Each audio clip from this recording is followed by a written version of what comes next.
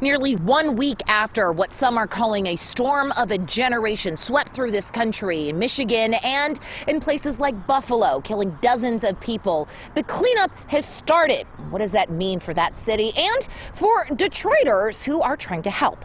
Buffalo got everything predicted and then some.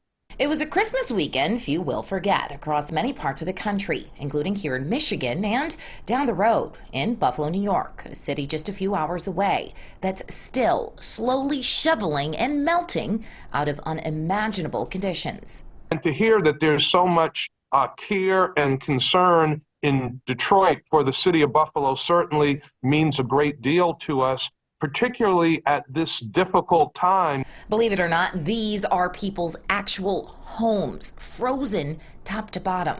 And this is the storm that took dozens of lives in Buffalo, a city that's been making national headlines for nearly a week. The city's longtime mayor, Byron Brown, saying if you can imagine a hurricane, try one with snow. And a lot of it. Friday and Saturday, we had extreme blizzard conditions.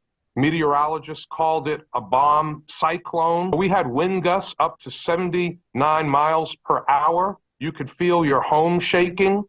We had temperatures as low as minus 22 degrees below zero. And we had whiteout conditions where you could not see in front of your face. Thousands of people without power, including Jordan Baldoff.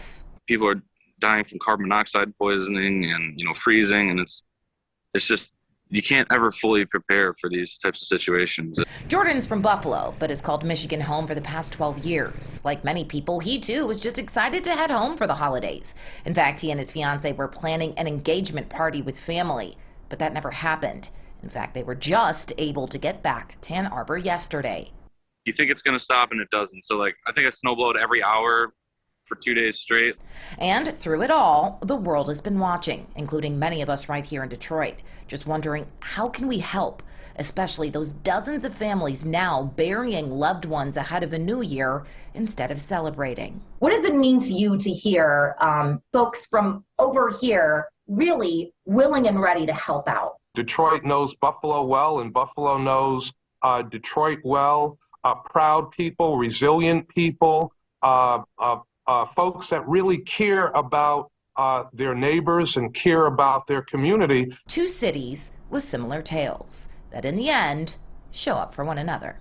Liz Lewin, Fox 2 News.